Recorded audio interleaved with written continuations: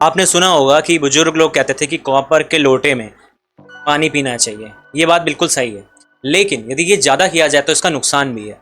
तांबे का जो लोटा होता है, तांबे की जो बोतल होती है, कई लोग बहुत यूज़ करते हैं, आज भी सोचते हैं बहुत अच्छा है, बहुत फ़ायदेमंद है, जो कि है भी यदि आपके में तांबे की कमी है तो। लेकिन ये जो कमी है ये रेयर होती है, बहुत ही कम लोगों में इसकी कमी होती है, फिर भी इसको पी सकते हैं।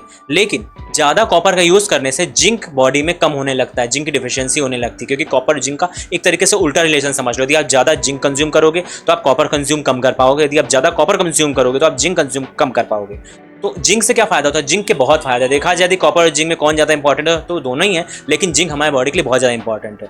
जिंक क्या करता है? आपका टेस्टोस्टेरोन को बूस्ट करना, टेस्टोस्टेरोन को बनाना और आपके स्पर्म को बनाना, आपकी बाकी सारी चीज़ों में बहुत सारा, आपकी स्किन में, आपके हेयर में, हर एक चीज़ में आप देखो जिंक का एक बहुत इंपॉर्टेंट रोल रहता है। यदि जिंक डिफिशियंसी होती है तो आपको बॉडी बिल्डिंग दिक्कत होगी, रिकवरी में दिक्कत होगी, रिकवरी स्लो हो जाएगी, टेस्टोस्टेरोन स्लो हो जाएगा या लो हो जाएगा।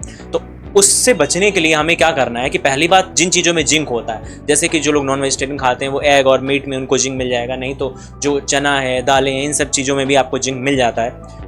और इसके अलावा यदि आप कॉपर में बहुत समय से पानी पी रहे हो तो आपको कुछ दिन रुक जाना चाहिए, आप उसको गैप करके पियो। जैसे आपने 1-2 महीने लगातार कॉपर बॉटल्स पानी पिया, फिर आप 1-आध महीने रुक जाओ उसको और उसके बाद फिर से आप स्टार्ट कर सकते हो। लेकिन हमेशा कंटिन्यू सालों साल ऐसा नहीं करना है, ठीक है? इससे हमारी बॉडी में जिंक के एब्जॉर्ब करने की पावर कम हो जाती है। अब देखो, कुछ लोग कहेंगे कि हम तो नेचुरल जिंक ले लेते हैं या हमें मिल जाता है, ये सब चीज़ें हम डाइट फॉलो करते हैं। समस्या जिंक के साथ ये है कि जिंक जो आपने लिया वो कंज्यूम कम हो पाता है। एग्जांपल मैं बता रहा हूँ, यदि आपने 50 mg जिंक लिया तो हो सकता है वो 5 mg कंज्यूम हो पाए, वो कंज्यूम कम हो पाता है। इसलिए जब आप लेते हो तो उसका एब्जॉर्प्शन अच्छा होना चाहिए, और जब कॉपर ज़्यादा होगा बॉडी में तो जिंक को एब्जॉर्ब नहीं होने देता है, ये समस्या है। और इसी तरीके से यदि लोग जिंक का सप्लीमेंट, देखा होगा आपने, कॉपर का सप्लीमेंट नहीं लेते, कॉपर का कौन सप्लीमेंट लेता है, लेकिन जिंक का सप्लीमेंट सब लेते हैं, जेड में यूज़ करते हैं, ठीक है? जिंक का को इतना सप्लीमेंट किया जाता है कि आप जितने मल्टीविटामिन देखो सब में जिंक पड़ा होगा, क्योंकि कॉपर शायद सब में नहीं पड़ा होता है, लेकिन जिंक पड़ा होता है, क्योंकि कॉपर डिफिशियंसी रियल है और जिंक की जो रेयर है, और जो जिंक की डिफिशियंसी है वो बहुत ही कॉमन है। कई लोगों में जिंक डिफिशियंसी होती है, ठीक है?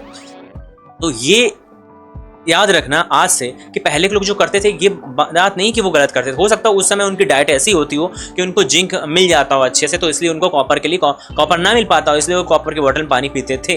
लेकिन आज के समय में हमें जिंक की डिफिशियंसी और जिंक का ही ज़्यादा यूज़ है, तो जिंक यदि आपको चाहिए तो आप इस चीज़ को समझो कि आप एक लेवल से ज़्यादा कॉपर की चीज़ों को में पानी यूज़ नहीं कर सकते। आप ऑफ करते रहो। आपने 2 महीने यूज़ किया, 1 महीने नहीं किया, 2 महीने किया, 1 महीने नहीं किया, ऑन ऑफ करके आप यूज़ कर सकते हो, वो चीज़ हेल्दी रहेगी। होप कि ये वीडियो आपको अच्छी लगी, इसमें कुछ समझ में आया हो तो लाइक करो, चैनल को सब्सक्राइब कर दो, मुझको इंस्टाग्राम में फॉलो कर लेना, आपको नीचे लिंक डिस्क्रिप्शन में मिल जाएगी। मिलते हैं अगली वीडियो में, तब तक के लिए goodbye and take care.